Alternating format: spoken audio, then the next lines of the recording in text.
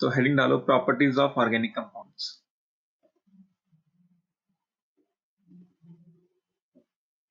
Properties of organic compounds.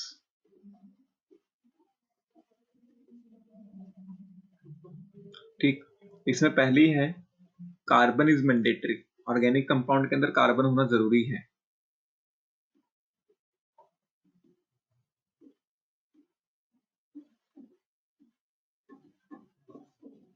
Carbon is mandatory. ठीक, जितने भी ऑर्गेनिक कंपाउंड्स हैं उसके अंदर कार्बन होना जरूरी है। दूसरी प्रॉपर्टी है सॉल्युबिलिटी इन। दूसरी प्रॉपर्टी हम कर देते हैं सॉल्युबिलिटी।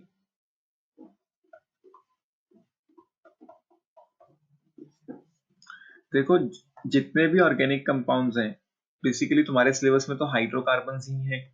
ठीक, तो generally organic compounds are non polar. हमने ये केमिकल बॉन्डिंग में भी किया था कि जितने भी कंपाउंड जिसके अंदर कार्बन और हाइड्रोजन होता है, कार्बन हाइड्रोजन बॉन्ड कैसा होता है? नॉन पोलर होता है। इसके अंदर पोलैरिटी नहीं होती। याद है ये या नहीं? Yes sir. ठीक, जो कार्बन हाइड्रोजन बॉन्ड होता है वो कैसा होता था? नॉन पोलर होता था। इसीलिए क्योंकि ऑर्गेनिक कंपाउंड्स में कार्बन और हाइड्रोजन ही होते हैं जनरली, तो हम कह सकते हैं कि generally organic compounds are non polar in nature. Generally organic compounds are non polar in nature, and since like dissolves like, ये हमने किया हुआ है आयनिक कंपाउंड्स के केस में। and since like dissolves like मतलब polar compounds are soluble in polar solvents and non-polar compounds are soluble in non-polar solvents. तो since organic compound are non-polar in nature, hence they are soluble in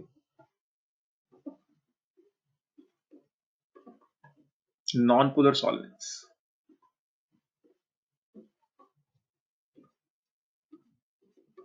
non-polar solvents या जिसको हम प्यार से क्या बोलते हैं? Organic solvents.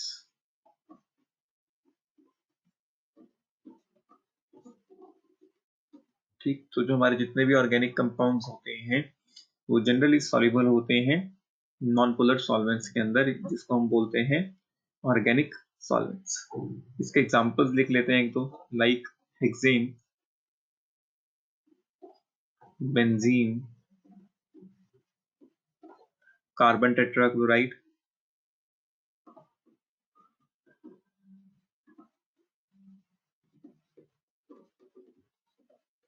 ये इसके कुछ एग्जांपल्स हो गए। ठीक, तो ये पोलर सॉल्वेंट्स के अंदर सॉल्युबल होंगे पानी?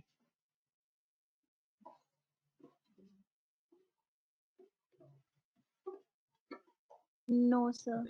And insoluble in polar solvents like water. ठीक, तो ये हो गई इसकी कुछ सॉल्युबिलिटी की बात। ये भी नोट करो, फिर अगले पे चलते हैं।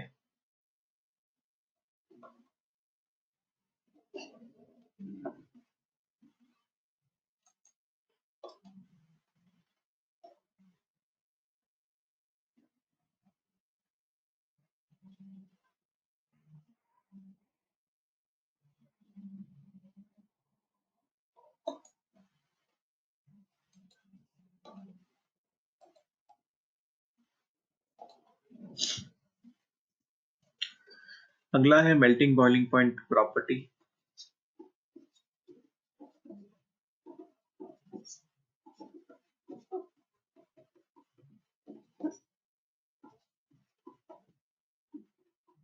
बड़े दिनों से सुबह क्लास नहीं लगी ना, इसलिए शायद बच्चे भूल गए कि आज क्लास है।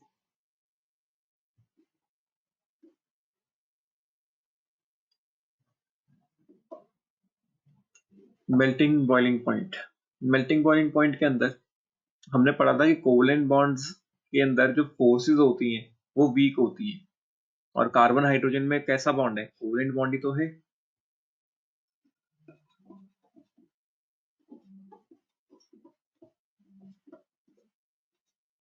ठीक, क्योंकि इसके अंदर कोवेलेंट बॉन्ड है और कोवेलेंट बॉन्ड के अंदर वीक इंटरमॉलिक्यूलर फोर्सेस होती हैं, तो इसी के अंदर वीक इंटरमॉलिक्यूलर फोर्सेस होंगी, जिसके कारण मेल्टिंग बॉइलिंग पॉइंट कैसा होगा? लो होगा, because of weak intermolecular forces, जिसको हम प्यार से IMF लिखते थे, इंटरमॉलिक्यूलर फोर्सेस। और वो वीक इंटरमॉलिक्यूलर फोर्सेस कौन सी हैं? वैन डर वाल फोर्सेस।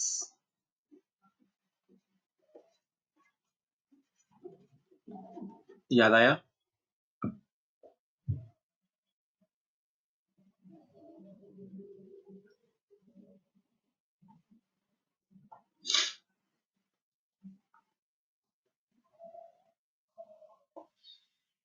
प्रियदर्शिनी, क्या ये इलेक्ट्रिसिटी कंडक्ट करेंगे?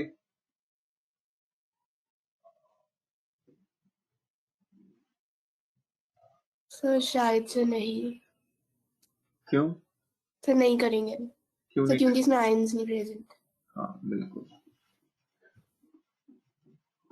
तो अगर हम इसकी कंडक्टिविटी की बात करें तो दे आर नॉन इलेक्ट्रोलाइट्स, तो इलेक्ट्रिसिटी कंडक्ट नहीं करेंगे।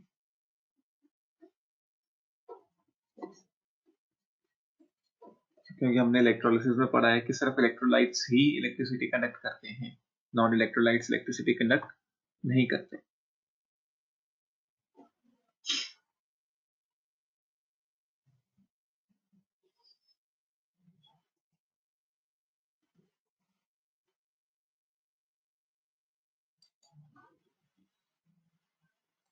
ठीक, उसके बाद these compounds show phenomena of isomerism।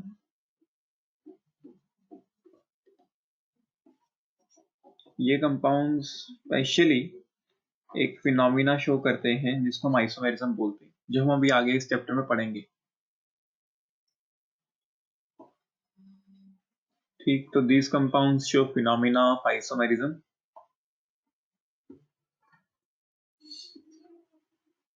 Harshvardhan, आज तुम्हारा भाई नहीं आया।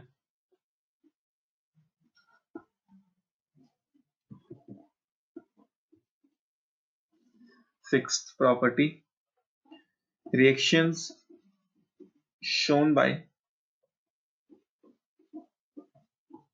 organic compounds are very slow।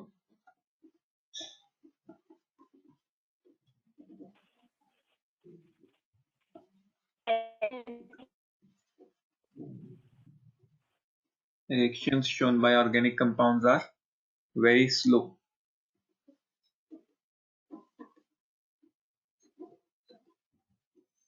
ठीक,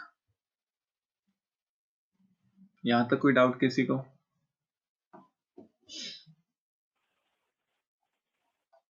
नो सर।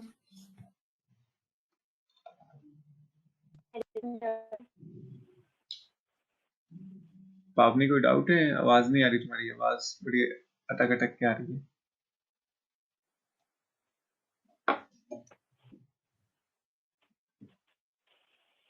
सर मेरी स्क्रीन रुक गई है। तो वो तुम्हारा नेट नहीं चल रहा, आवाज से पता चल रहा है, अभी आ जाएगी स्क्रीन।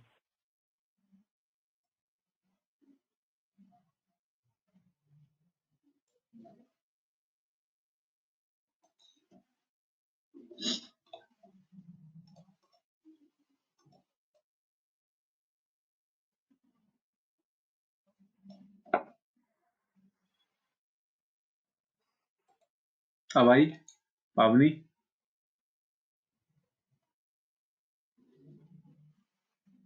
बाकियों की स्क्रीन ठीक ठाक चल रही है?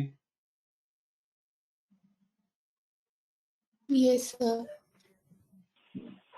नहीं सर। पावनी, बच्चे तुम्हारे नेट में ना थोड़ी सी दिक्कत है, तुम्हारी आवाज से लग रहा है कि थोड़ी दिक्कत है आवाज।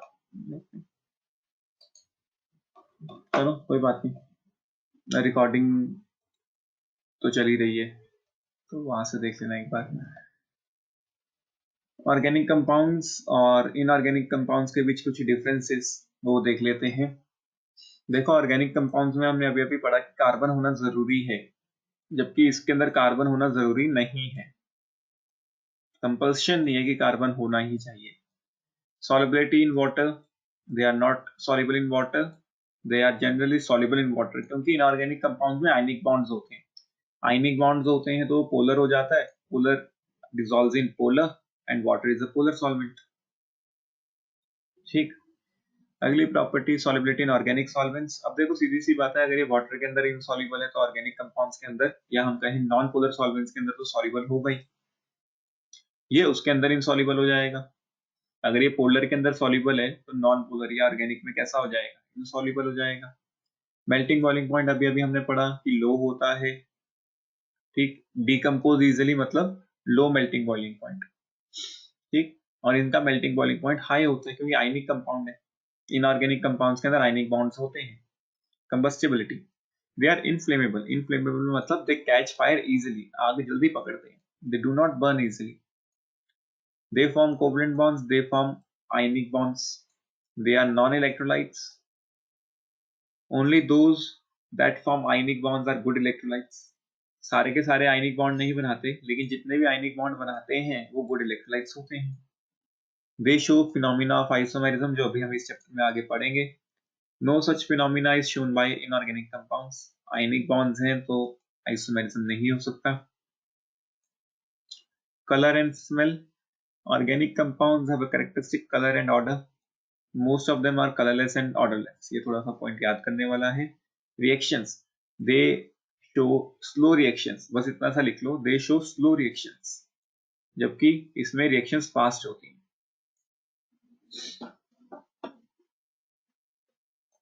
कोई डाउट?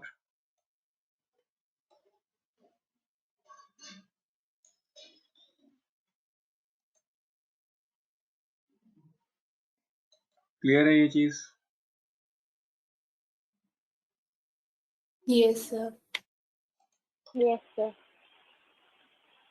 ठीक है, आगे चलते हैं फिर।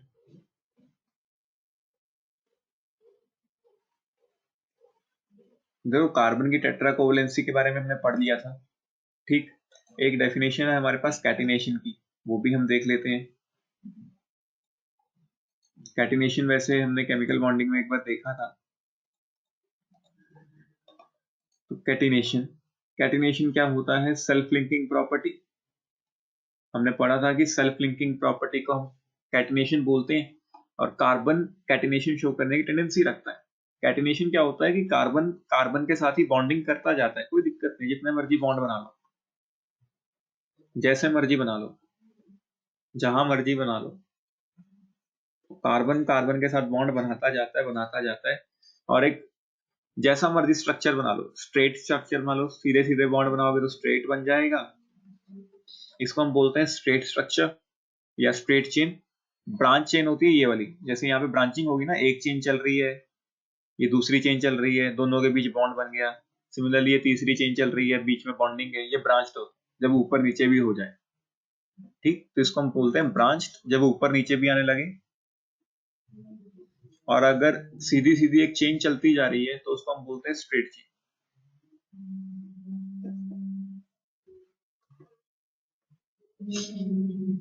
ठीक, तो इसको हम कैटिनेशन बोलते हैं, ये तो हमें पता है। कोई डाउट?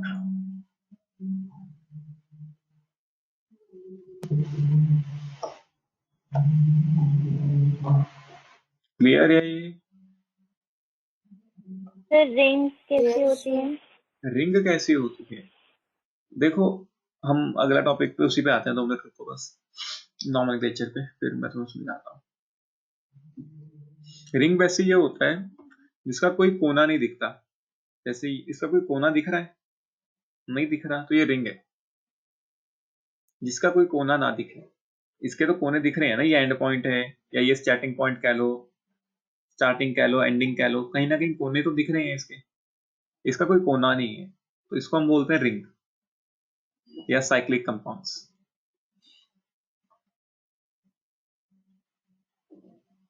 Okay sir. हर्षवर्धन, आवाज आई?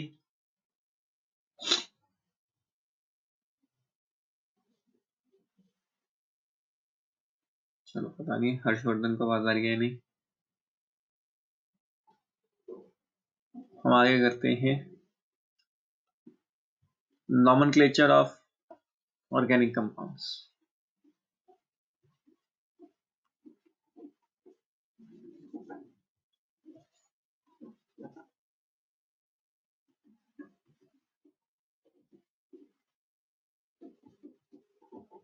Nomenclature of organic compounds.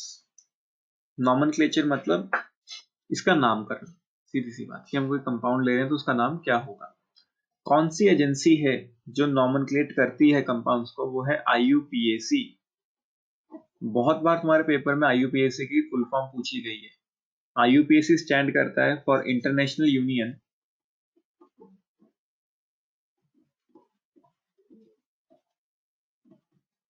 Of pure and applied chemistry. International union of pure and applied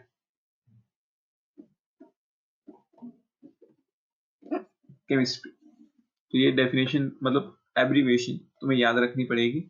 ये IUPAC stands for international union of pure and applied chemistry. ठीक,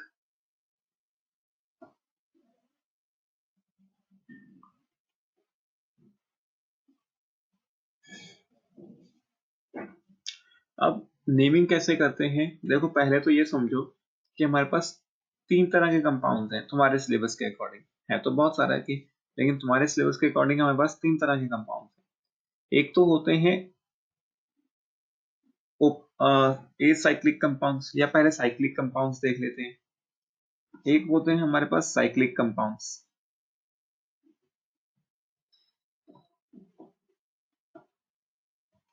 ठीक, साइक्लिक कंपाउंड्स क्या होते हैं, जिसका कोई एंड ना दिखे। Ring type compounds, basically ring type compounds. ठीक, जैसे अभी अभी हमने देखा एक मैं इसके अंदर देखो ये ट्राइंगल सा बना दूं, साफ दिख रहा है कि एक रिंग है, ये साइक्लिक कंपाउंड है। 4 मेंबर का बना दो, ये भी एक रिंग सी है, तो ये साइक्लिक कंपाउंड है। 5 मेंबर का हो सकता है, कितने भी कार्बन का हो सकता है, वो कोई दिक्कत नहीं है। अब ये ध्यान से देखना है कि ये कार्बन होंगे यहाँ पे, जैसे हमने कल की क्लास में किया था, पिछली क्लास में, कि जहाँ पे पॉइंट ऑफ इंटरसेक्शन दिखता है 2 लाइंस का, वहां कार्बन होता है। तो यहाँ कार्बन है, बेसिकली यहाँ कार्बन है, यहाँ कार्बन है, फिर वैलेंसी सेटिस्फाई की गई है हाइड्रोजन लगा के। तो ये इस तरह का कंपाउंड है, मतलब हम लाइन नोटेशन यूज करेंगे। सिमिलरली इसमें मतलब हर एक कंपाउंड में जहां पॉइंट ऑफ इंटरसेक्शन है वहां कार्बन है, जहां एंडिंग है या स्टार्टिंग है वो भी कार्बन है। ये हमने पिछली क्लास में डिस्कस किया है। एक और कंपाउंड ले लेते हैं 6 मेंबर का, जैसे तो ये एक साइक्लिक कंपाउंड है। बेसिकली जहां रिंग्स दिख रही हैं, कोई भी कोना नहीं दिख रहा कि कहां से शुरू करें, तो वो साइक्लिक होता है। एक होता है हमारे पास open chain compounds. Open chain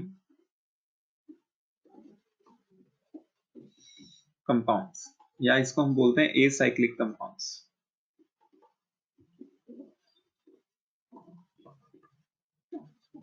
open chain compounds या एसाइक्लिक कंपाउंड्स। अब ये एसाइक्लिक कंपाउंड्स क्या होते हैं, साइक्लिक का उल्टा, एसाइक्लिक, मतलब जिसके अंदर कहीं ना कहीं हमें कोई स्टार्टिंग या एंडिंग पॉइंट दिखता है।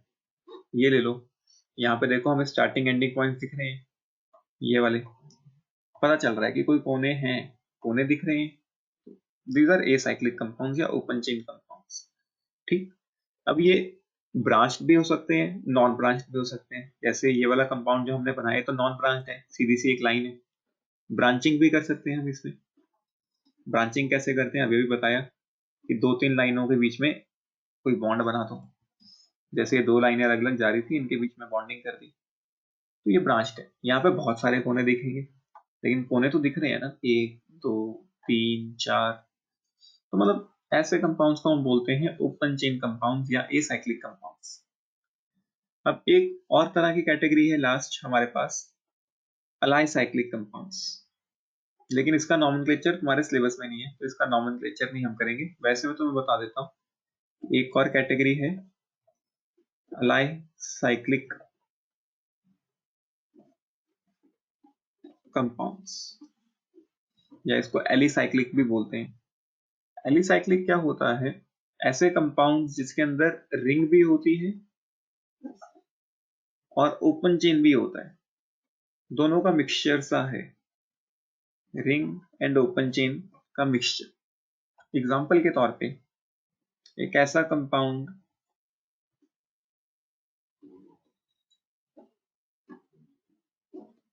देखो, ऐसा कोई कंपाउंड, ठीक। अब इसके अंदर देखो रिंग भी दिख रही है और कुछ ओपन चेन टाइप का हिस्सा भी है, कोना भी दिख रहा है, रिंग भी दिख रही है। तो ये एलिसाइक्लिक कंपाउंड्स होते हैं, mixture of acyclic and cyclic compounds, alicyclic बन जाता है। विदाउट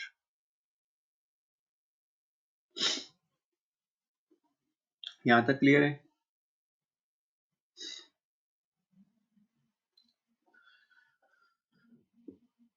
ठीक है, आगे करते हैं। तो जूम आउट कर दो। जूम आउट करते हैं, ये लो करो नोट।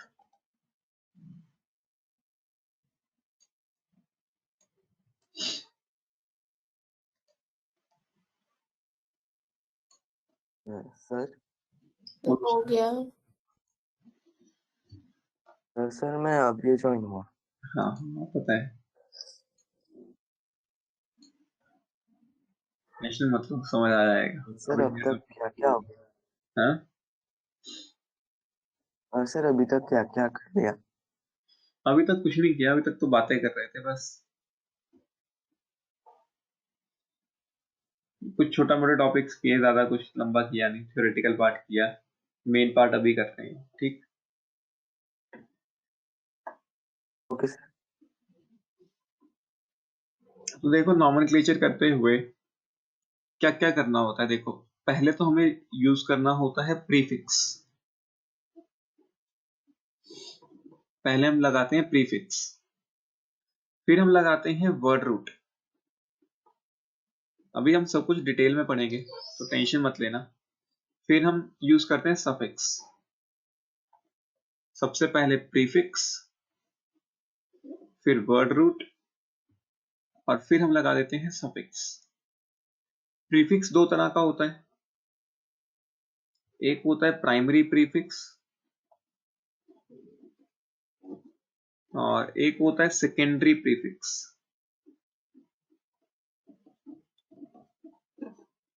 प्रीफिक्स दो तरह का होता है, प्राइमरी एंड सेकेंडरी। जो प्राइमरी प्रीफिक्स होता है वो हमें बताता है कि कंपाउंड कैसा है, साइक्लिक और नॉट।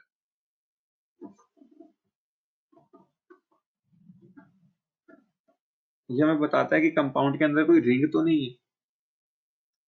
ठीक, जो सेकेंडरी प्रीफिक्स होता है वो हमें सब्स्टिट्यूएंट्स के बारे में बताता है। सब्स्टिट्यूएंट्स, या इसको हम प्यार से बोलते हैं लोकेंस। तो जो प्राइमरी प्रीफिक्स है वो हमें बताता है कि कंपाउंड साइक्लिक है या नहीं।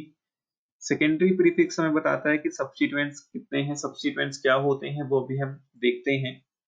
अभी थोड़ा सा समझ आ जाएगा थोड़े से टाइम में, अभी आगे टॉपिक है ये। वर्ड रूट हमें बताता है नंबर ऑफ कार्बन्स के बारे में, number of carbons in longest chain.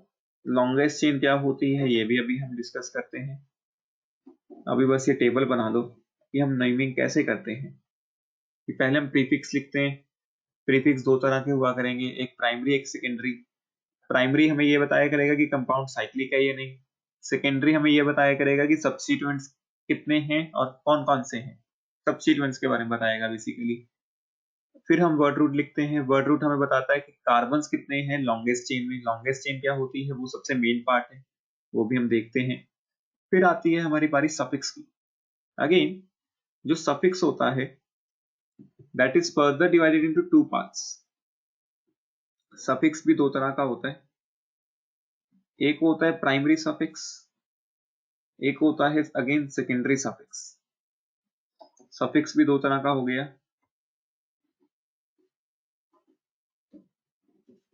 Primary and secondary.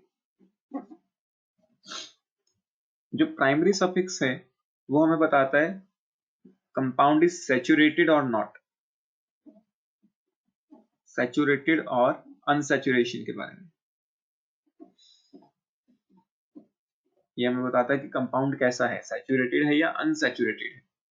Saturated compounds वो होते हैं जिसके अंदर सिर्फ और सिर्फ सिंगल बॉन्ड्स होते हैं,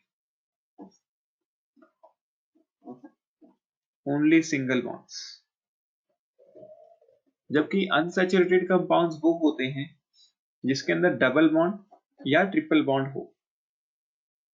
ठीक है, डबल बॉन्ड ट्रिपल बॉन्ड क्या होता है ये हमने केमिकल बॉन्डिंग में देखा था, तो थोड़ा सा वो रिवाइज कर लो। या अगर सिर्फ और सिर्फ सिंगल बॉन्ड्स हैं तो compound is known as saturated compound, whereas if a compound contains double bond or triple bond then that compound is considered as unsaturated compound। ठीक। सेकेंडरी सफिक्स हमें क्या बताता है, फंक्शनल ग्रुप्स के बारे में।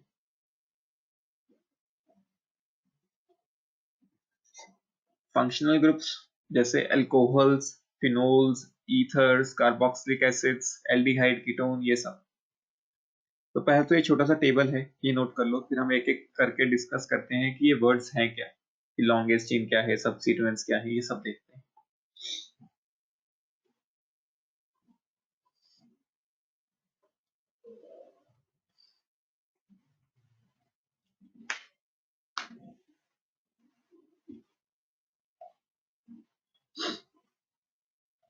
कर लिया नोट?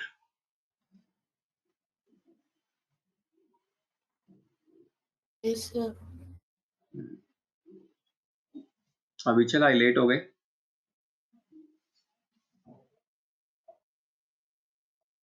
Yes sir. सर मैं भूल ही गया था रात को की क्लास भी है। ओहो। चलो आगे पढ़ते हैं। सुबह क्या कहते हैं, बोलो बोलो। सुबह मेरे को 8 बजे जिम जाना था, तो फिर 7 साढ़े उठा तो मैंने व्हाट्सएप खोला तो क्लास है, मैं कहा चल पहले क्लास लगा लेते हैं, जिम लग 8:30 के बाद जाऊंगा। जिम जाके तुमने क्या करना था अभी? सर चले जाते हैं कभी कभार जिम, पैसे भर दिए लेकिन जाता नहीं हूँ मैं, हफ्ते 2 बार ही आता हूँ सिर्फ। चलो फिर पैसे मत भरते।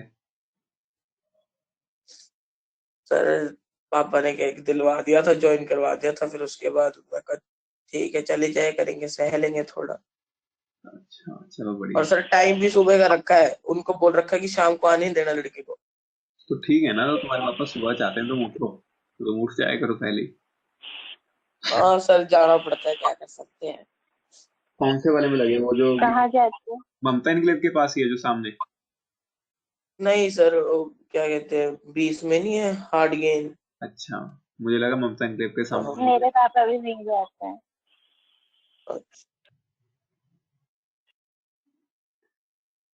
चलो फिर तो अगर इंस्टीट्यूट ऑफलाइन खुल गया फिर तो तुम्हारे लिए आसानी हो जाएगी।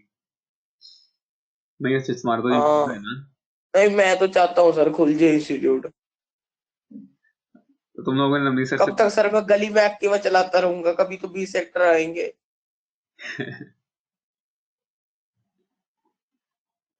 तुमने नवनीत सर से किसी ने बात की या नहीं की? नहीं सर, किसी ने नहीं की? कमाल है। मैं तो सर कल की क्लास में सो ही गया था गलती से।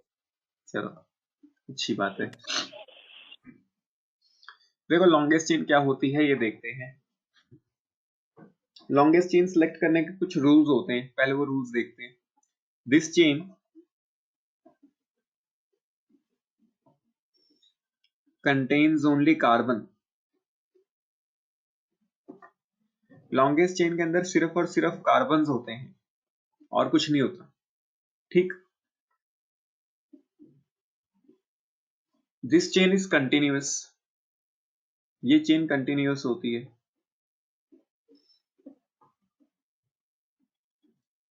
It is continuous in nature. Continuous मतलब एक बार रुकी तो एक बार खत्म वहीं पे, ऐसा नहीं कि रुकी फिर थोड़ी देर बाद शुरू हो गई, फिर रुकी फिर थोड़ी देर बाद शुरू हो गई। अभी इसके एग्जांपल्स देखते हैं। ठीक। तो basically chain which consists of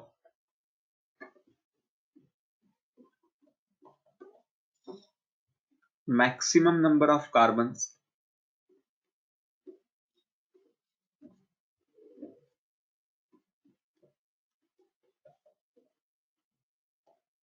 is called longest chain.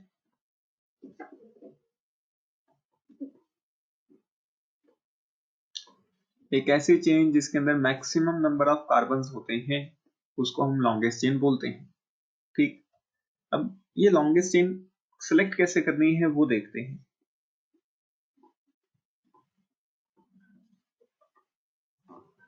देखो, मान लो ये कोई कंपाउंड है, तुम्हें कहा कि इसमें से लॉन्गेस्ट चेन सिलेक्ट करो, तुम्हें करनी ही होगी।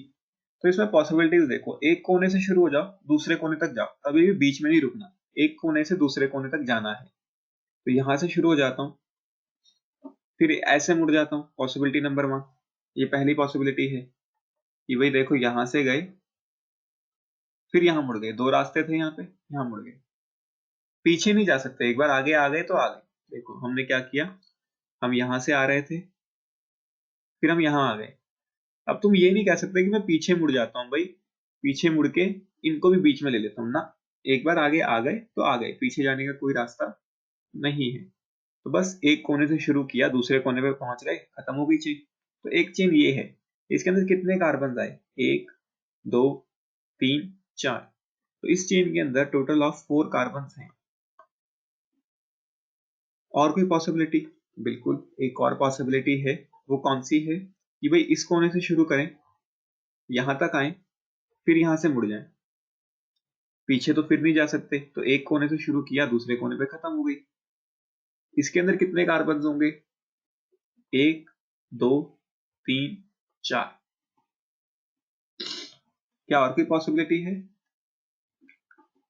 स्ट्रेट एक जाना। वाला, एक पॉसिबिलिटी ये है कि हम स्ट्रेट चले जाएं। इसके अंदर कितने कार्बन आएंगे, इसके अंदर 5 कार्बन आएंगे। तो ये वाली जो चेन है, देखो ये लॉन्गेस्ट चेन बनेगी।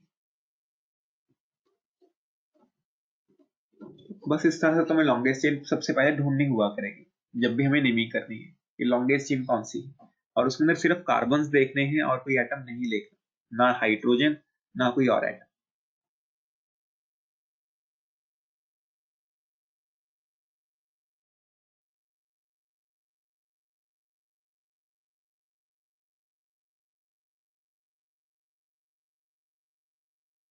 Hello sir.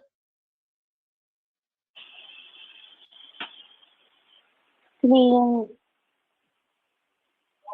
सर लीव कर गए क्या? नहीं। दोबारा चल पड़ा, देखो। Yes sir. Yes sir. देखो यहाँ तक कोई डाउट किसी को?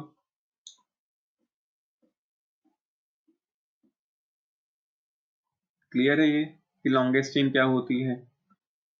Yes sir. ठीक, अब लॉन्गेस्ट चेन के बाद हमारी बारी आती है सब्स्टिट्यूएंट्स की। धीरे धीरे सीखोगे, ये टॉपिक तुम्हारे लिए बिल्कुल नया है, तो डरना मत, आराम आराम से सीखेंगे। इसी का एग्जांपल ले लेते हैं, देखो।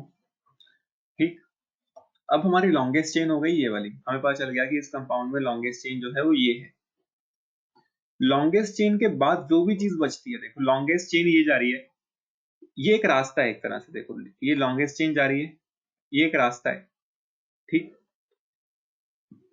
इसके आसपास के रास्ते कौन से हैं? एक रास्ता इधर को जा रहा है, देखो ये बॉन्ड होता है ना, ये रास्ता बना दो, सड़क है एक तुम्हारे लिए। ठीक, ये रास्ता है जो मेन रास्ता है। मेन रास्ते के साथ साथ में छोटी छोटी गलियां जा रही हैं, ये छोटी छोटी जो गलियां हैं इसी को हम सब्स्टिट्यूएंट बोलते हैं। तो बेसिकली इस कंपाउंड में ये जो कार्बन लगा है, अब ये क्या बन जाएगा, सब्स्टिट्यूएंट, जो लॉन्गेस्ट चेन में नहीं आ पाया उसको हम बोलते हैं सब्स्टिट्यूएंट या लोकेंट। बेसिकली जो लॉन्गेस्ट चेन में इंक्लूड नहीं हो पाता उसको हम बोलते हैं सब्स्टिट्यूएंट। विदाउट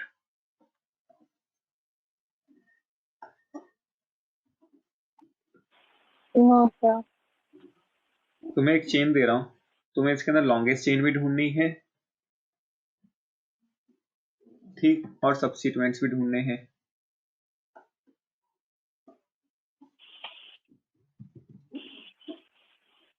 सर अगर सारे रास्ते इक्वल हैं तो ऐसा कभी होता है? तो फिर कोई भी ले लो।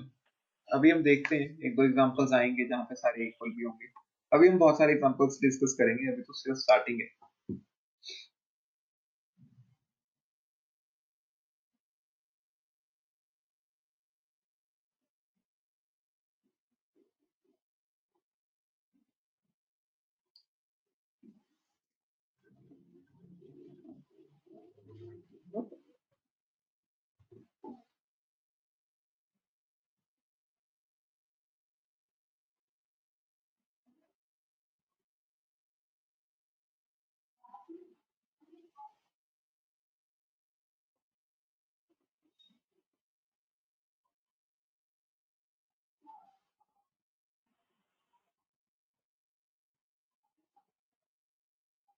सर बोलो। सर लॉन्गेस्ट चेन कंटिन्यूअस का क्या मतलब है? मतलब ऐसा नहीं तुम कह सकते कि भाई मैं यहाँ तक जाता हूँ, देखो यहाँ तक गया, फिर थोड़ा आराम करके मैं यहाँ से शुरू कर लेता हूँ ना, बीच में टुकड़े में नहीं लेनी। कंटिन्यूस मतलब एक बार शुरू की और खत्म हो गई तो यहाँ खत्म हो गई बस ये। ठीक। Yes sir. सर हो गया। सर हो गया। बताओ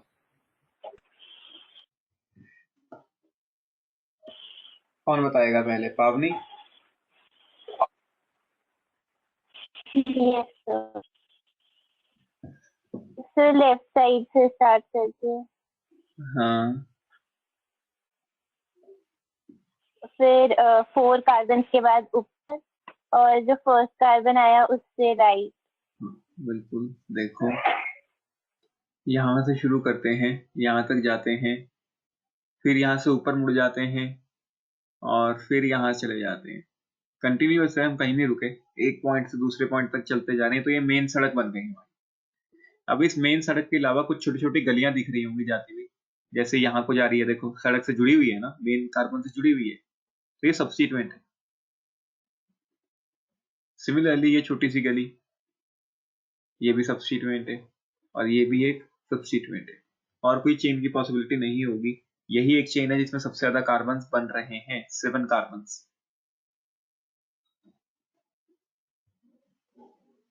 कोई डाउट?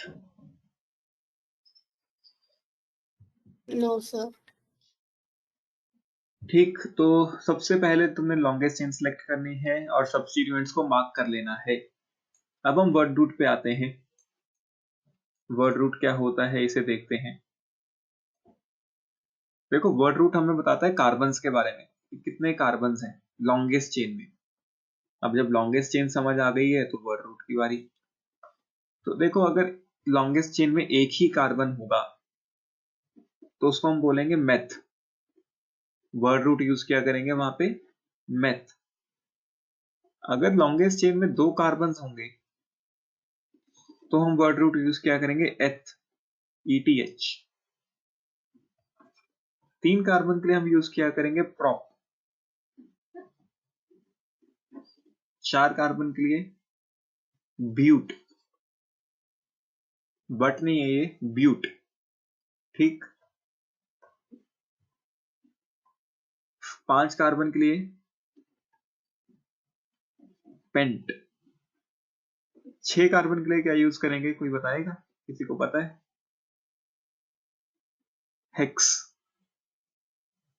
7 कार्बन के लिए पावनी।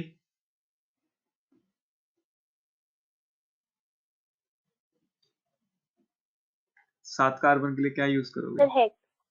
हेप्ट। कई बच्चे यहाँ पे सेप्ट लिख देते हैं, तो यहाँ थोड़ा नोट करके लिखना, हेप्ट यूज करते हैं, सेप्ट यूज नहीं करते। कई बच्चे सेप्ट लिखते हैं, वो गलत है। Sept is not used for 7 carbon. तुम मैथ्स में यूज करते होगे सेप्ट 7 कार्बन के लिए, लेकिन केमिस्ट्री में नहीं। 8 कार्बन के लिए ऑक्ट। ऑक्टा बोलते हैं ना मैथ्स में, ऑक्ट। तो यहाँ पे ऑक्ट।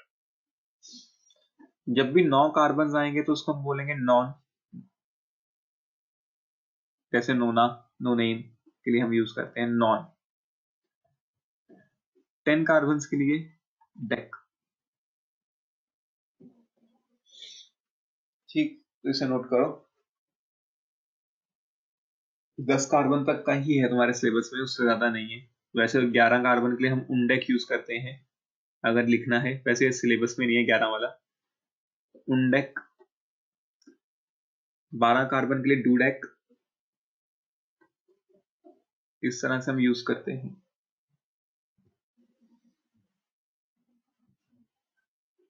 तो खैर अभी के लिए 10 कार्बन तक ही हम स्टडी करेंगे, क्योंकि तुम्हारे इस बार के सिलेबस में तो सिर्फ 5 ही कार्बन मुझे लगता है लिखा हुआ था ना हमारे सिलेबस में, लेकिन फिर भी हम 10 कार्बन तक लेके चलते हैं इसको। 5 तक है।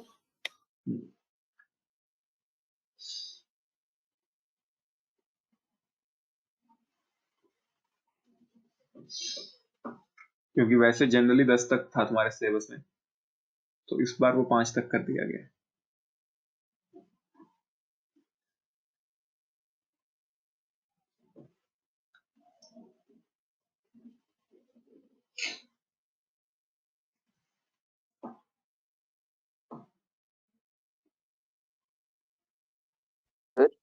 बोला सर वैसे कहाँ तक होता रहता है, मतलब ये इन्फिनिटी है? इन्फिनिटी तो नहीं है इतने ज्यादा, मतलब फिर इस तरह के से नेमिंग नहीं करते, फिर हम कॉमन नेम दे देते हैं अगर बहुत ज्यादा कार्बन आने लगते हैं। फिर नेमिंग का रूल चेंज हो जाता है जब ज्यादा कार्बन आ जाते हैं। ये सिर्फ 15-20 कार्बन तक के नेमिंग के रूल है।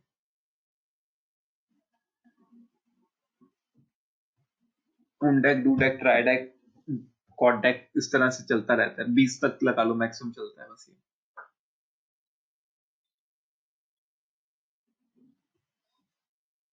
लिख लिया?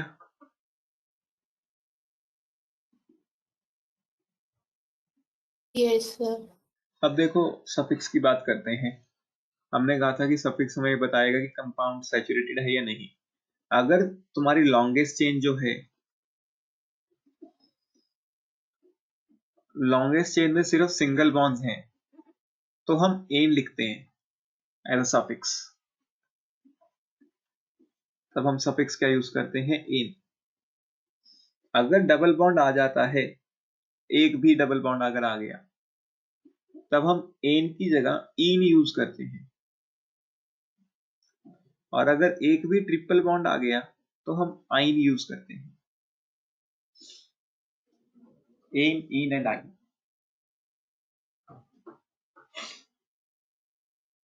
फंक्शनल ग्रुप्स हम अलग से पढ़ेंगे। पहले हम नॉर्मल नॉमेनक्लेचर पढ़ेंगे, फिर फंक्शनल ग्रुप्स का पढ़ेंगे।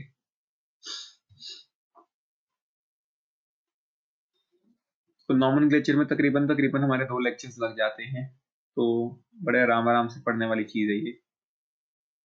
तो देखते हैं हमें कितना टाइम लगता है। लिख लिया?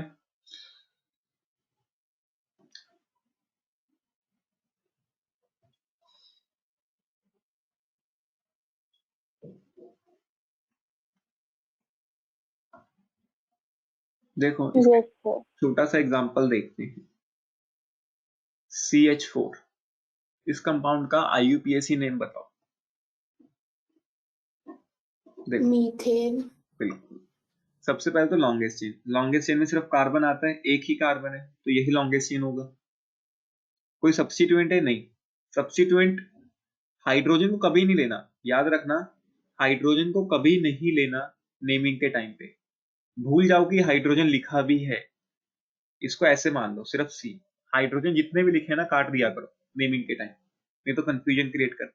तो इसमें सिर्फ एक ही कार्बन है, कोई छोटी छोटी गलियां साथ में नहीं है। सब्स्टिट्यूएंट्स नहीं है, सब्स्टिट्यूएंट्स नहीं है तो प्रीफिक्स तो लगेगा नहीं। ठीक, सब्स्टिट्यूएंट्स नहीं है तो प्रीफिक्स नहीं लगेगा। प्रीफिक्स के बाद क्या होता है? Word root. वर्ड रूट बताता है कि कितने कार्बन हैं। इसके अंदर एक ही कार्बन है, एक ही कार्बन है तो हम क्या यूज करेंगे? मैथ। तो मैथ हो गया हमारा वर्ड रूट। अब देखो जो लॉन्गेस्ट चेन हमने ली उसके अंदर कोई डबल बॉन्ड ट्रिपल बॉन्ड दिख रहा है? नहीं, मतलब उसके अंदर सिर्फ सिंगल बॉन्ड्स हैं। सिंगल बॉन्ड्स हैं तो हम उसके लिए क्या यूज करेंगे? इन। तो जो हमारा सफिक्स होगा वो हो जाएगा इन। तो अब इन तीनों को जोड़ दो, प्रीफिक्स लिखना नहीं, वर्ड रूट है हमारा मेथ, ठीक। उसके बाद एन लिखना है सफिक्स, तो ये बन गया मिथ एन, मिथेन। तो मतलब इसका नाम है मिथेन।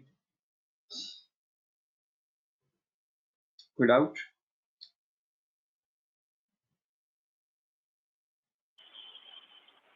No sir. अगले कंपाउंड्स पे चलते हैं।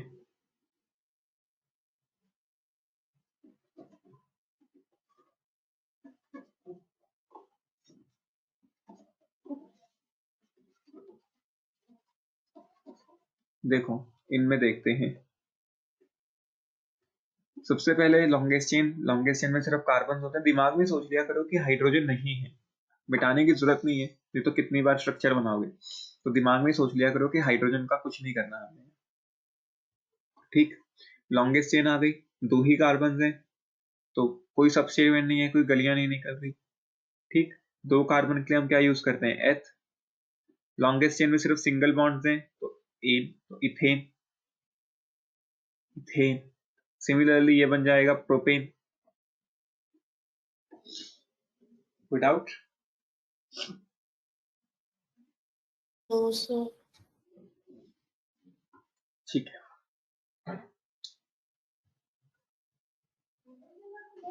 एक और कंपाउंड पे चलते हैं। सर एक बार वो सफिक्स और प्रीफिक्स वाला फिर से बता दोगे? प्रीफिक्स तब लगता है जब सब्स्टिट्यूएंट आता है, यहाँ पे कोई भी सब्स्टिट्यूएंट नहीं है,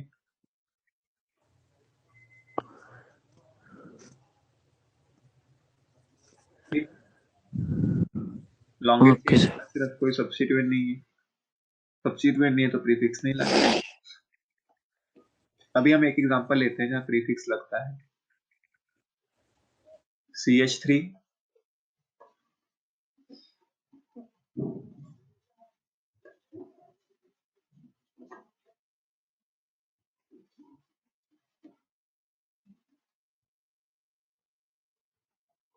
चलो ये वाला एग्जांपल देखते हैं। इसमें लॉन्गेस्ट चेन कैसी होगी? सर स्ट्रेट भी जा सकता है और फिर मुड़ भी सकता है। कहीं पे भी जा सकते हो, मर्जी है, दोनों सेम आ रही हैं। तुम सिर्फ स्ट्रेट भी जा सकते हो, तुम ऐसे भी कर सकते हो कि स्ट्रेट गए फिर यहां से मुड़ गए, तो दोनों काम कर सकते हो, दोनों सेम है। तो मैं स्ट्रेट वाले ले लेता हूं, ठीक। चेन सेलेक्ट करने के बाद बारी आती है उस चेन की नंबरिंग की। अब यहाँ सब्स्टिट्यूएंट लग गया ना, देखो ये सब्स्टिट्यूएंट है। अब सब्स्टिट्यूएंट का नाम भी लिखना है, चेन का नाम भी लिखना है, तो सबसे पहले अब हम नेमिंग ऑफ सब्स्टिट्यूएंट्स देख लेते हैं कि हम सब्स्टिट्यूएंट्स का नाम कैसे लिखते हैं।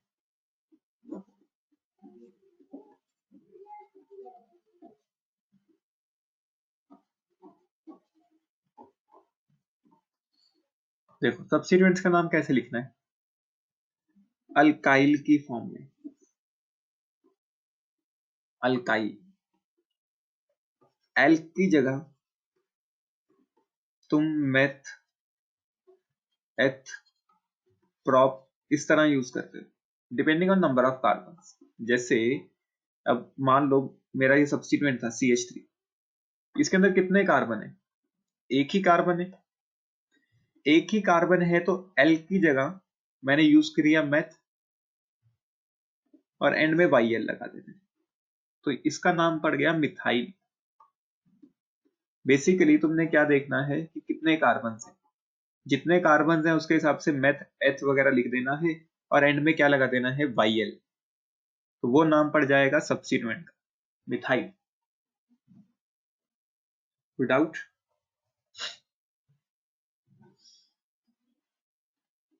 ये चीज क्लियर हुई? Yes sir. ठीक। सब्स्टिट्यूएंट का नाम कैसे लिखना है? अल्काइल की फॉर्म में, कि भाई जितने भी कार्बन हैं उसके हिसाब से मेथ एथ प्रॉप लगा दो। एक ही कार्बन था सब्स्टिट्यूएंट में तो मेथ एंड में YL लगा देना, बस मिथाइल। तो ये तो नाम हो गया सब्स्टिट्यूएंट का। अब जब भी सब्स्टिट्यूएंट आता है ना तो हमें नंबरिंग करनी पड़ती है लॉन्गेस्ट चेन की, ताकि हम ये बता सकें कि ये सब्स्टिट्यूएंट किस रास्ते पे लगा है। ठीक, तो नंबरिंग के देखो दो पाथवेज हैं। पहला लेफ्ट टू राइट, 1 2 3 4, कार्बन्स को ही नंबरिंग करनी है क्योंकि लॉन्गेस्ट चेन में सिर्फ कार्बन्स होते हैं, तो कार्बन को नंबर कर रहे हैं, हाइड्रोजन हमारे लिए है ही नहीं है। ठीक, पॉसिबिलिटी नंबर 1। अगर इसके हिसाब से देखते हैं तो जो हमारा सब्स्टिट्यूएंट है वो कौन से कार्बन पे लगा है, नंबर 3 वाले पे। 3 वाले से गली जा रही है ना, देखो ये ऐसे मेन रोड थी, मेन रोड पे तीसरे नंबर से ऐसे छोटी सी गली निकल रही है, तो जो सब्स्टिट्यूएंट है वो नंबर 3 पे लगा। दूसरी पॉसिबिलिटी है कि भाई मैं राइट टू लेफ्ट नंबरिंग करूं, 1 2 3 4। अगर मैं राइट टू लेफ्ट नंबरिंग करता हूं तो जो मेरा सब्स्टिट्यूएंट है वो किस कार्बन पे लग जाएगा, नंबर 2 पे। तो हमेशा नंबरिंग ऐसे करनी है, numbering to be done in such a way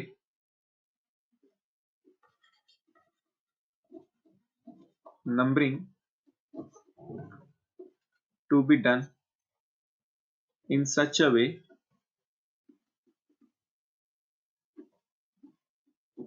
that substituent gets lowest number। Numbering हमेशा इस तरीके से करनी है कि सब्स्टिट्यूएंट को छोटा नंबर मिले। तो बताओ कौन सी नंबरिंग सही है, ऊपर वाली राइट टू लेफ्ट या left to right? So right to left. बिल्कुल, अगर ब्लू वाली numbering left to right. Blue वाली नंबरिंग से देखो तो सब्स्टिट्यूएंट को नंबर 3 मिल रहा है, अगर ग्रीन वाली नंबरिंग के हिसाब से देखो तो सब्स्टिट्यूएंट को नंबर 3 मिल रहा है। तो बड़ा नंबर इसमें मिल रहा है तो ये गलत है, इसमें छोटा नंबर मिल रहा है ये सही। देखो अब नाम कैसे लिखना है वो समझो। सबसे पहले सब्स्टिट्यूएंट का नाम, प्रीफिक्स लिखते हैं ना, प्रीफिक्स मतलब सब्स्टिट्यूएंट। तो सबसे पहले सब्स्टिट्यूएंट का नाम क्या है, मिथाइल। और ये मिथाइल लगा कहां पे है, नंबर 2 पे। तो 2 पे लगा है मिथाइल, तो ये बन गया प्रीफिक्स। हमने बता दिया कि सब्स्टिट्यूएंट कौन सा है, सब्स्टिट्यूएंट था मिथाइल और उसकी पोजीशन भी साथ में लिखनी है, कौन सी पोजीशन पे लगा है, 2 पे। यहां तक क्लियर है, प्रीफिक्स हो गया। अब वर्ड रूट, लॉन्गेस्ट चेन में कितने कार्बन है, 4 कार्बन। 4 कार्बन के लिए हम क्या यूज करते हैं, ब्यूट। अब लॉन्गेस्ट चेन में सिर्फ और सिर्फ सिंगल बॉन्ड है, ध्यान से देखो, तो एंड में हम लगा देंगे एन, तो इसका नाम क्या पड़ गया, 2 मिथाइल ब्यूटेन। कोई डाउट? No sir. सबको क्लियर है?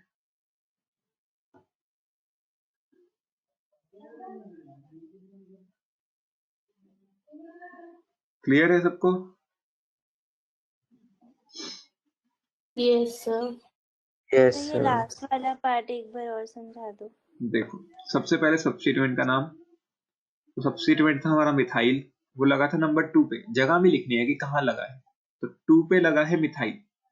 ठीक, तो 2 मिथाइल, सब्स्टिट्यूएंट्स खत्म। सब्स्टिट्यूएंट्स के बाद हम ये देखते हैं कि लॉन्गेस्ट चेन में कितने कार्बन हैं। यहाँ पे लॉन्गेस्ट चेन में 4 कार्बन है, 4 कार्बन के लिए हम यूज करते हैं ब्यूट। ठीक, वर्ड रूट भी लिख दिया। अब सफिक्स की बारी, सफिक्स में हम ये देखते हैं कि सैचुरेशन है या अनसैचुरेशन है। अगर सिर्फ सिंगल बॉन्ड है तो एन, डबल बॉन्ड आ जाता तो इन, ट्रिपल बॉन्ड आ जाता तो आइन। यहाँ पे सिर्फ सिंगल बॉन्ड है तो हम क्या लिखेंगे, एन। तो 2 मिथाइल ब्यूटेन। Okay sir. ठीक, अभी और एग्जांपल्स करते हैं और क्लियर होगा।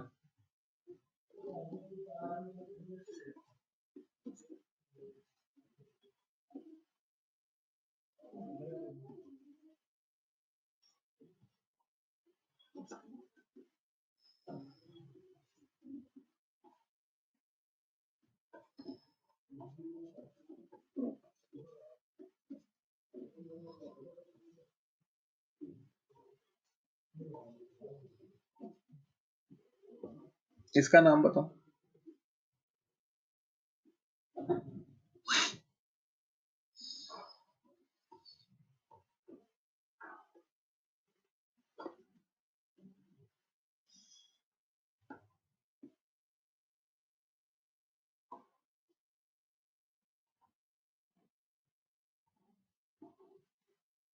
तो ये खुद से करना है?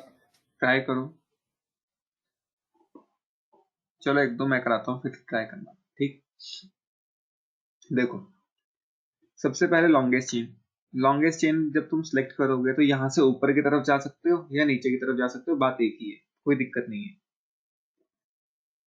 तो मैं मान लो ऊपर की तरफ चला गया, ऐसे नीचे की तरफ भी जाओगे तब भी सेम आएगा, कोई दिक्कत नहीं है।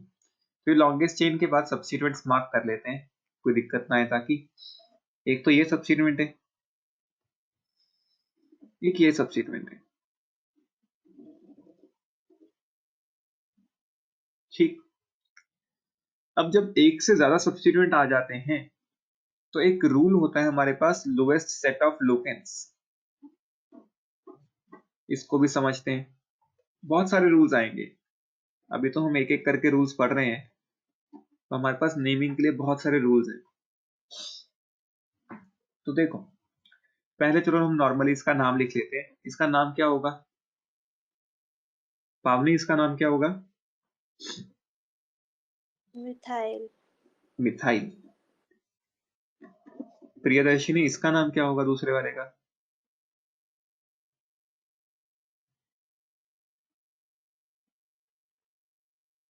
सर इसमें मिथाइल भी है और नहीं, इसमें इथाइल होगा, 2 कार्बन है, 2 कार्बन के लिए हम क्या यूज करते हैं? एथ, और एंड में वाई-एल, इथाइल।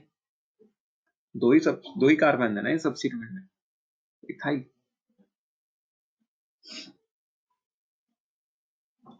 ठीक है ना, बस हमने ये देखना है कितने कार्बन है, 2 कार्बन है, तो एथ, एंड में वाई-एल। अब नंबरिंग करनी पड़ेगी, चलो नंबरिंग करते हैं। पहले यहां से यहां करके देख लेते हैं, 1 2 3 4 5। तो देखो जो पहला सब्स्टिट्यूएंट था वो नंबर 2 पे आया, पहला सब्स्टिट्यूएंट नंबर 2 पे आया, दूसरा सब्स्टिट्यूएंट नंबर 3 पे लगा हुआ है, तो एक सेट बन गया। मैथ्स में सेट्स पढ़े हैं ना, ऐसे सेट बनता है 2,3, ये एक सेट बन गया। ठीक, कोई डाउट? फिर दूसरी तरफ से नंबरिंग करके देख लेते हैं, 1 2 3 4 5। अगर दूसरी तरफ से नंबरिंग करते हैं तो जो पहला सब्स्टिट्यूएंट है वो नंबर 3 पे आ रहा है, देखो नंबर 3 वाले कार्बन पे लगा है, तो पहला नंबर 3 पे और दूसरा नंबर 4 पे। ठीक, तो पहला सब्स्टिट्यूएंट आया नंबर 3 पे, दूसरा आया नंबर 4 पे। यहां तक कोई डाउट? No sir. ठीक, अब तुम्हें सेट के हिसाब से देखना है कि कौन सा सेट सही है। देखो सेट के हिसाब से कैसे देखते हैं, पहले ये देखो कि पहला नंबर कौन सा है। यहाँ पे पहला नंबर 2 है, यहाँ पहला नंबर 3 है, 2 और 3 में से कौन सा छोटा है? 2। तो ये सेट सही है, ये सेट गलत है। मतलब जो ब्लू वाली नंबरिंग है वो सही है और जो ग्रीन वाली नंबरिंग है वो गलत है। दोबारा समझो, देखो तुम्हारे पास सेट बन जाया करेगा ऐसे 2,5 मान लो, और एक बार बन गया 3,2, कुछ ऐसा बन गया। तो तुम्हें सबसे पहला नंबर देखना है, सबसे पहला नंबर जिसमें छोटा होगा वो सेट सही होगा, दूसरा गलत होगा। अब कई केसेस में क्या आएगा, पहला नंबर सेम आ जाएगा, कुछ ऐसे। देखो तुमने क्या करना है, सबसे पहले पहला नंबर देखना है, पहला नंबर सेम आ गया, कोई बात नहीं, दूसरे नंबर पे चलते हैं। दूसरे नंबर में सबसे छोटा कौन है? 5। तो ये सेट सही है, ये सेट गलत है। मतलब अगर पहला नंबर देख के बात नहीं बन रही तो दूसरा नंबर देखो, दूसरा नंबर देख के बात नहीं बन रही तो तीसरा नंबर देखो, तीसरा नंबर देख के बात नहीं बन रही तो चौथा नंबर देखो। खैर इतनी देर तक जाने की बात नहीं बनेगी, दूसरे या तीसरे पे ही आंसर आ जाता है। कोई डाउट? No sir. ठीक, मतलब सेट कभी सेम नहीं होता? नहीं सेट कभी सेम नहीं होगा, अगर सेट सेम है तो कोई भी ले लो, फिर तो बात एक ही है मतलब। ठीक, तो जो गलत वाली नंबरिंग है मैं उसको मिटा देता हूँ यहाँ, ताकि कंफ्यूजन ना हो। चलो कंफ्यूजन वाली वैसे कोई बात नहीं है, दोनों अलग अलग मार्कर से चल रही हैं, तो यहाँ पे अगर हम सिर्फ वाइट से कर रहे होते तब तो दिक्कत आती। या व्हाइट बोर्ड पे पढ़ रहे होते। चलो अब मैं यहाँ पे इसका नाम लिखता हूँ, थोड़ी सी जगह खाली कर देता हूँ यहीं पे ताकि एक ही स्क्रीन पे आ जाए। देखो सबसे पहले सब्स्टिट्यूएंट्स। अब हमारे पास दो सब्स्टिट्यूएंट्स है, ठीक, नाम लिखना है तो हमेशा याद रखना naming of substituents is done alphabetically. Naming of substituents is done alphabetically. मतलब क्या है कि भाई इसका अल्फाबेटिकली ई से शुरू हो रहा है, ये अल्फाबेटिकली देखें तो एम से शुरू हो रहा है। पहले कौन आता है? ई आता है। ए बी सी डी में सबसे पहले ई आता है। इथाइल को मैं सबसे पहले लिखूंगा, तो इथाइल लगा था नंबर 3 पे, तो देखो कैसे लिखूंगा, 3 पे लगा था इथाइल। अब मिथाइल की बारी। मिथाइल कहां लगा था? नंबर 2 पे, 2 पे लगा है मिथाइल। दोबारा समझो, देखो जब भी हम सब्स्टिट्यूएंट्स लिखते हैं, अगर एक ही सब्स्टिट्यूएंट है तब तो कोई दिक्कत नहीं है, सबसे पहले उसका ही नाम लिखना है। अगर दो सब्स्टिट्यूएंट्स हैं तो यहाँ दो रूल्स आ गए नए। पहला तो लोएस्ट सेट के हिसाब से हम नंबरिंग करते हैं। दूसरा रूल कहता है कि हम जब नाम लिखते हैं तो अल्फाबेटिकली लिखते हैं, मतलब अल्फाबेटिकली देखते हैं कि जो पहले आता है उसका नाम पहले लिखेंगे। ई पहले आता है एज कंपेयर टू एम, तो इथाइल को मैं पहले लिखूंगा। तो इथाइल कहाँ लगा था? नंबर 3 पे, तो मैंने लिखा 3 इथाइल। फिर मैंने देखा कि जो मेरा मिथाइल है वो नंबर 2 पे लगा था, तो मैंने लिखा 2 मिथाइल। और कोई सब्स्टिट्यूएंट नहीं है, सब्स्टिट्यूएंट खत्म। अब वर्ड रूट की बारी। लॉन्गेस्ट चेन में कितने कार्बन है? 5 कार्बन है। 5 कार्बन के लिए हम यूज करते हैं पेंट, और सारे के सारे सिंगल बॉन्ड्स हैं तो हम लिखेंगे एन। तो इसका नाम क्या पड़ गया? 3 इथाइल 2 मिथाइल पेंटेन। कोई डाउट? सर अगर 2 मिथाइल है तो 3 मिथाइल, 2 मिथाइल है मतलब सर नहीं, सेकंड पे उसके लिए हम मिथाइल, क्लबिंग जैसे करते हैं, अभी वो भी मैं मिथाइल और सिखाऊंगा। एथिल। वो भी हम ठीक है सीखेंगे सर, कि अगर एक से ज्यादा मिथाइल आए तो हम कैसे लिखेंगे। अभी मैं अलग अलग वाला सिखा रहा ठीक है, ओके सर। हूं, ठीक है? तो ये रूल्स क्लियर हुए सबको? देखो रूल्स दिमाग में रखोगे तभी बात बनेगी। अभी एक एक करके मैं तुम्हें रूल सिखा रहा हूँ, उसके हिसाब से एग्जांपल्स दे रहा हूँ, तो अभी और ज्यादा आगे डिटेल में जाएगा ये। तो इसको थोड़ी सी प्रैक्टिस करते रहना साथ साथ। एटलीस्ट जो एग्जांपल मैं करा रहा हूँ क्लास में वो देख लेना, पेपर में इससे मुश्किल कभी नहीं आएगा।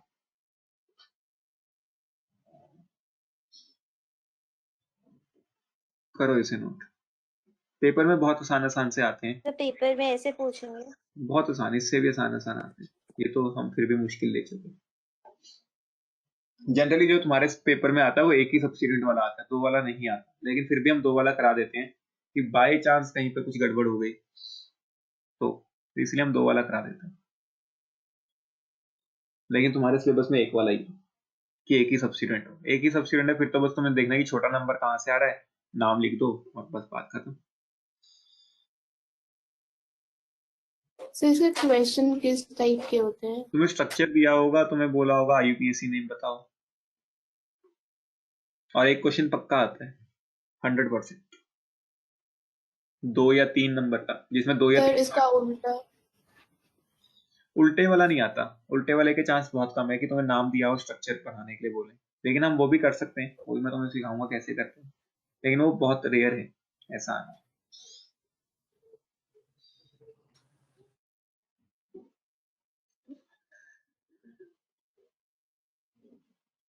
लिख लिया यहाँ तक?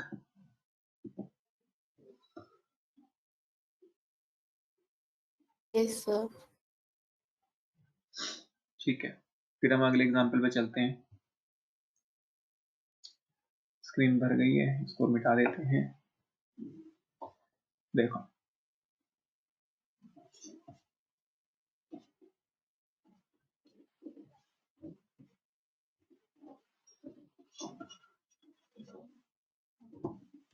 चलो अब एक क्वेश्चन तुम लोग ट्राई करो,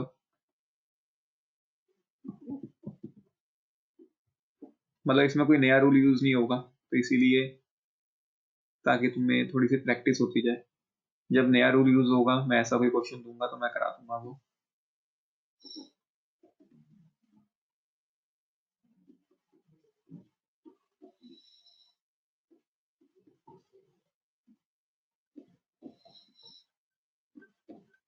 चलो इसे ट्राई करो।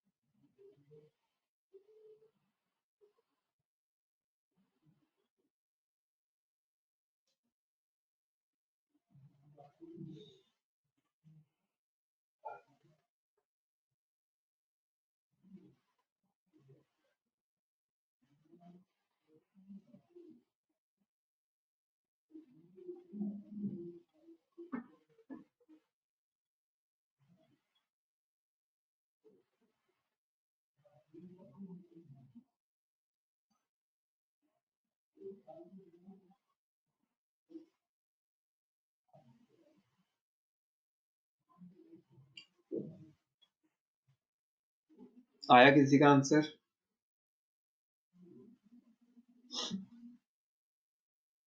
नंबरिंग बचा है, बाकी हो गया।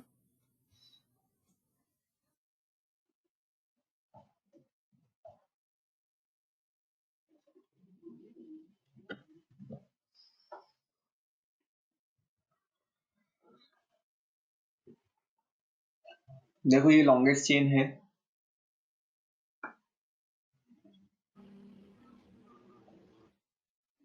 एक सब्स्टिट्यूएंट ये बनेगा पूरा। लॉन्गेस्ट चेन उल्टा बन रहा है नहीं, अच्छा ठीक है। सर। राइट से लेफ्ट जाकर फिर ऊपर जाना है। ठीक है, ऐसा करो ऊपर ना एक काम कार्बन कम कर दो, नहीं तो उसमें एक नया रूल यूज हो जाएगा, नहीं वो तुम्हारे सिलेबस में नहीं लगेगा फिर, कॉम्प्लेक्स सब्स्टिट्यूएंट वाला। इसमें ऊपर एक कार्बन कम कर दो।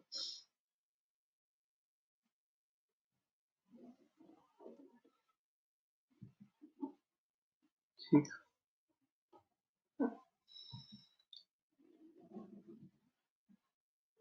ऐसे करो।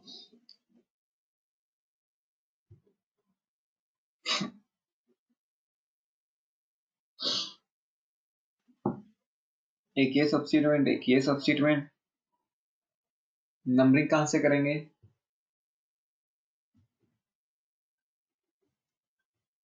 फिर लेफ्ट से राइट। लेफ्ट से राइट।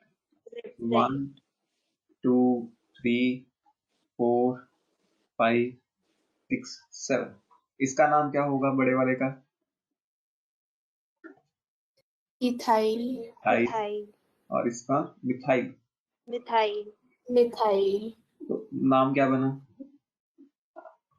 3 एथाइल 2 मिथाइल इथाइल, और 3 इथाइल,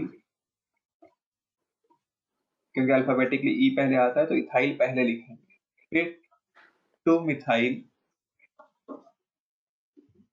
फिर 7 कार्बन है तो हेप्ट, सिंगल बॉन्ड है तो एक। अब एक चीज और ध्यान से देखो, जब भी मैं कोई नंबर लिखता हूं, नंबर से पहले और नंबर लिखने के बाद इस तरह से हाइफन डालते हैं। अगर स्टार्टिंग में ही नंबर लिखना पड़े तो पहले हाइफन नहीं डलता, सिर्फ बाद में डलता है। ये भी एक रूल्स के अकॉर्डिंग है कि भाई अगर कभी भी नंबर लिखना पड़े तो नंबर लिखने से पहले और नंबर लिखने के बाद हाइफन डलता है। अगर स्टार्टिंग में ही कोई नंबर लिखना पड़ता है तो पहले हाइफन नहीं डलेगा, लेकिन बाद में जरूर डलेगा। सिर्फ फर्स्ट वर्ड कैपिटल होता है, बाकी पूरी नेमिंग में कोई भी वर्ड कैपिटल नहीं होता, सिर्फ फर्स्ट वर्ड कैपिटल होता है।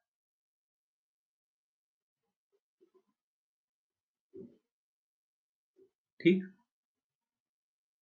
इवन जो हम ये स्पेस डाल रहे हैं ना, ये स्पेस भी नहीं आती नेमिंग में। स्पेस हम इसलिए डाल लेते हैं ताकि थोड़ा समझना आसान हो जाए। अगर हम बिना स्पेस के लिखेंगे तो समझ ही नहीं आएगा क्या लिखें।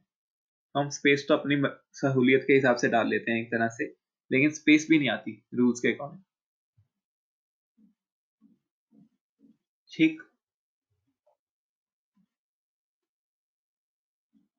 नंबर से पहले नंबर के बाद हाइफन, स्टार्टिंग में नंबर आ जाता है तो सिर्फ बाद में हाइफन आएगा, पहले हाइफन नहीं आएगा। सिर्फ फर्स्ट वर्ड कैपिटल होता है पूरी नेमिंग में, बाकी सारे वर्ड स्मॉल लेटर्स में आते हैं। कोई भी स्पेस नहीं होती, लेकिन स्पेस हम जरूर डालेंगे ताकि कंफ्यूजन सी ना क्रिएट हो, एक हॉच पॉच सी क्रिएट ना हो जाए। सिंपल। कोई डाउट?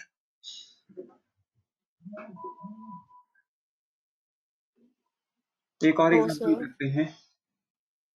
अब एक, जैसे पावनी ने पूछा कि अगर सेम ही सब्स्टिट्यूएंट 2 बार आ जाए,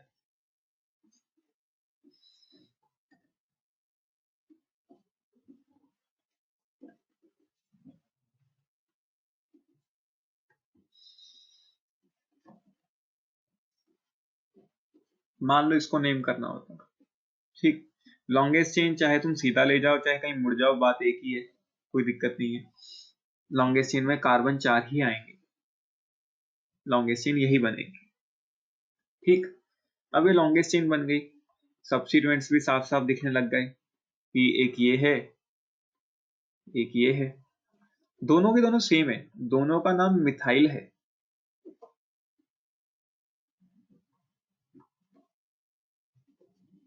तो देखो, अगर अभी हम नंबरिंग करें तो नंबरिंग में भी कोई दिक्कत नहीं आएगी, यहाँ कहीं से भी कर लो, दोनों में सेम नंबर्स आ रहे हैं, सेट सेम बनेगा एकदम, 2,3 का सेट बनेगा, चाहे लेफ्ट टू राइट नंबरिंग करो या राइट टू लेफ्ट करो, तो जब सेट सेम बनता है तब कोई भी ले लो, कोई दिक्कत नहीं है, मतलब, ठीक। तो हम क्या करते हैं, हम इसको ऐसे नहीं लिखेंगे कि भाई 2 पे मिथाइल फिर 3 पे भी मिथाइल, ऐसा लिखना तो बहुत मतलब बेकार है, हम टाइम खराब कर रहे हैं कि हम बार बार मिथाइल लिखते जा रहे हैं। तो हम क्या करते हैं, अगर सेम सब्स्टिट्यूएंट 2 या 2 से ज्यादा बार आता है, सेम सब्स्टिट्यूएंट अगर 2 या उससे ज्यादा बार आता है तो हम क्लबिंग कर देते हैं। हम क्या कर देते हैं, क्लबिंग, कि अगर 2 बार आएगा तो हम डाई यूज कर लेंगे, 3 बार आएगा तो हम क्या यूज कर लेंगे, ट्राई, ठीक। 2 या 3 बार ही आता है जनरली, 4 बार आएगा तो क्वाड, लेकिन हम सिर्फ 2 या 3 वाला ही याद रखेंगे, ये 4 या 5 वाला हमें याद करने की जरूरत नहीं है। तो पेंटा, 5 के लिए पेंटा। देखो अब कैसे करना है, क्लबिंग कैसे करते हैं, तुम इकट्ठे कर दो कि पहली बार मिथाइल आया 2 पे, दूसरी बार मिथाइल आया 3 पे, तो हम इसको क्लब कर देते हैं कि एक बार 2 पे लगा है, एक बार 3 पे लिखा है, पोजीशंस इकट्ठे लिख दी, एक बार 2 पे लिखना है, एक बार 3 पे लिखना है, 2 बार लिखना है तो डाई, 2 बार है तो डाई मिथाइल, इस तरह से इसको हम बोलते हैं क्लबिंग। कोई डाउट?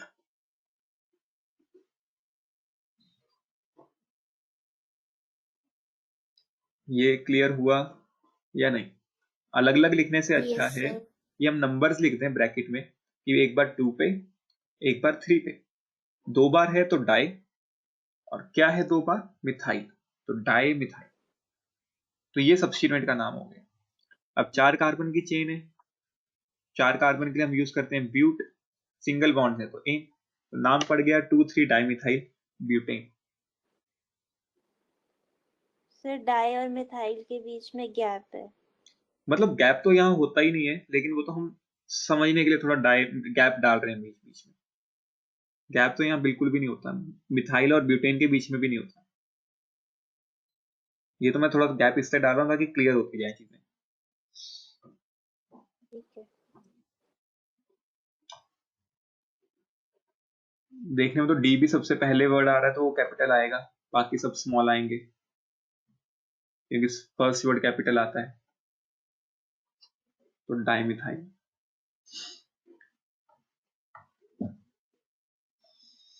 कोई डाउट?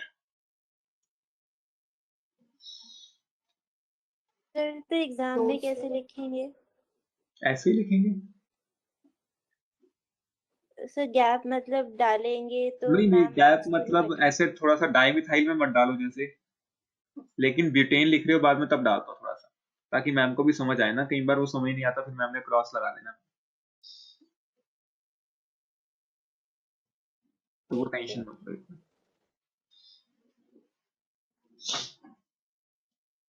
लिख लिया? Yes sir. ठीक है, तो एक लास्ट एग्जांपल करते हुए चलते हैं।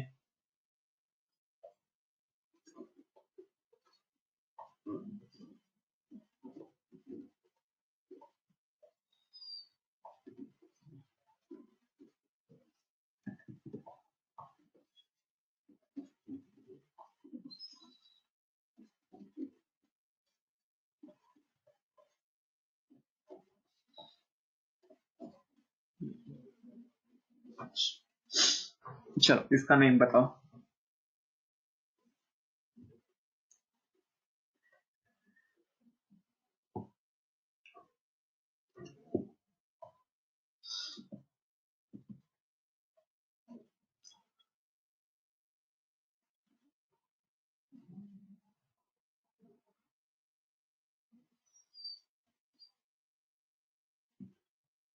देखो मैं सिखाता हूँ।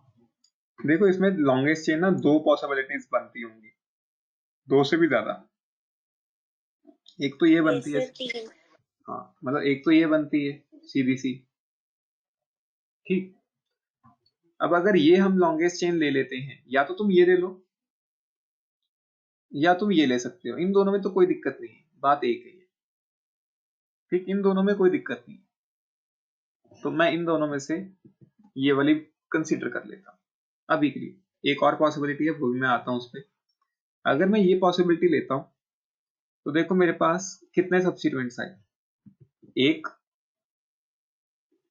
2 3, ठीक। अगर मैं ये चेन ले लेता तो मेरे पास 3 सब्स्टिट्यूएंट्स आ रहे हैं। नंबर ऑफ कार्बन कितने हैं, 3 4 5 6, तो 6 कार्बन और 3 सब्स्टिट्यूएंट्स। दूसरी पॉसिबिलिटी मुझे क्या दिख रही है यहाँ पे, मैं इसको दोबारा से बना देता हूँ ताकि थोड़ा सा क्लियर रहे।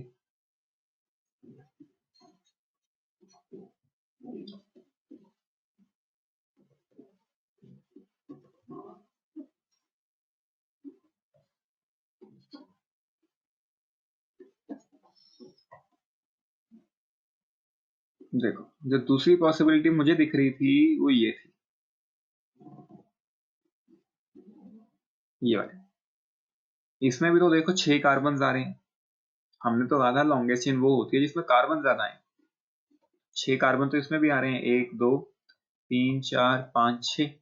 लेकिन इसमें सब्स्टिट्यूएंट्स कितने आ रहे हैं, एक ये, एक रास्ता इधर को जा रहा है। देखो ये हमारा मेन रोड है, एक गली इधर को निकल गई, एक गली इधर को निकल गई, तो ये पूरा एक ही सब्स्टिट्यूएंट माना जाएगा। गली तो एक ही निकली ना, ये वाली। मेन रोड से तो 2 ही गलियां कनेक्ट हो रही हैं, तो 2 ही सब्स्टिट्यूएंट है। कोई डाउट? यहाँ पे देखो मेन रोड से 3 गलियां कनेक्ट हो रही थी, 1 2 3, तो 3 सब्स्टिट्यूएंट्स हैं। तो अगर कभी भी लॉन्गेस्ट चेन में सेम कार्बन हो लेकिन सब्स्टिट्यूएंट्स आगे पीछे हो रहे हैं, तो वो चेन ली जाती है जिसमें ज्यादा सब्स्टिट्यूएंट्स आए, ना कि कम वाला। तो ये अगला rule, if longest chain contain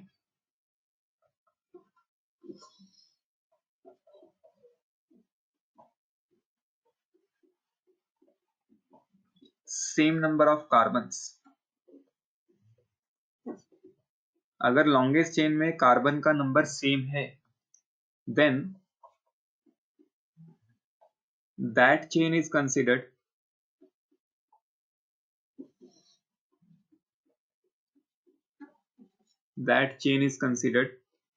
which contain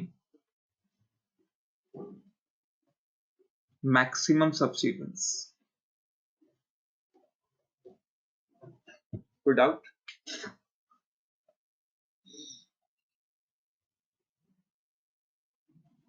तो हम नीचे वाले को मिटा देते हैं क्योंकि नीचे वाला गलत है। सर और एक पॉसिबिलिटी भी है। बताओ। सर राइट से आके फिर नीचे को जाना, उसमें भी 3 सब्स्टिट्यूएंट्स है। ये वाली यहाँ पे मुड़ जाए नीचे को, इधर को। Yes sir. वो तो बात एक ही है, उसमें कोई दिक्कत नहीं। मतलब फिर दोनों में से कोई भी ले लो, वो मैंने स्टार्टिंग में बताया था कि दोनों में से कोई भी ले लो। तो अब ये लॉन्गेस्ट चेन सही है। अब इसकी नंबरिंग कर देते हैं। नंबरिंग भी मुझे दिख रही है कि यहाँ से करनी पड़ेगी, 1 2 3। जब तुम प्रैक्टिस करोगे तो तुम्हें सेट वगैरह बिना बनाए ही समझ आ जाएगा कि नंबरिंग कहाँ से करनी चाहिए। सर दिमाग में ऐसे तो एक और भी है। ऐसे तो एक और भी है, कौन सी? ये सर 6 5 4 3 और नीचे। नहीं, उसमें तो 5 ही कार्बन आए ना, ओके सर वो ठीक तो है, हाँ नेगेटिव ही हो गई। ठीक है। अब देखो अच्छा वो कनेक्टेड नहीं है, वो मैं भूल गई। ये इथाइल है, ये मिथाइल है, और ये भी मिथाइल है। तो पहले तो इथाइल ही लिख देते हैं क्योंकि अल्फाबेटिकली ई पहले आता है। तो इथाइल लगा था 3 पे, तो 3 इथाइल। अब मिथाइल की बारी। मिथाइल 2 बार है तो क्लबिंग कर देते हैं। कहाँ कहाँ लगा है? एक बार 2 पे लगा है, एक बार 3 पे लगा है। तो 2 3 2 बार लगा है तो डाई मिथाइल। अब सारे सब्स्टिट्यूएंट्स हो गए। फिर लॉन्गेस्ट चेन में 6 कार्बन है तो हेक्स, सिंगल बॉन्ड्स है तो ए। तो 3 इथाइल 2 3 डाइमिथाइल हेक्सेन। कोई डाउट?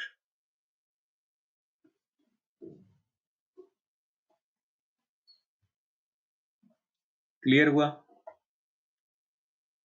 Yes sir. ठीक है, इसे नोट करो। आज का लेक्चर यहीं पर रोकते हैं। मैं तुम्हें कुछ वीडियोस ग्रुप में सेंड करूंगा, पिछली बार मैं भूल गया था तो उसको जरूर देख लेना एक बार। उसमें कुछ नेमिंग के क्वेश्चंस भी होंगे। हम अगली क्लास में भी नेमिंग कंटिन्यू रखेंगे। एज अ होमवर्क लेके चल लो कि पहले उस वीडियो को पॉज करना, पहले देखना कि क्या नाम हो सकता है, फिर खुद बना के कोशिश करना। ठीक, फिर वीडियो आगे कंटिन्यू कर लेना उस हिसाब से।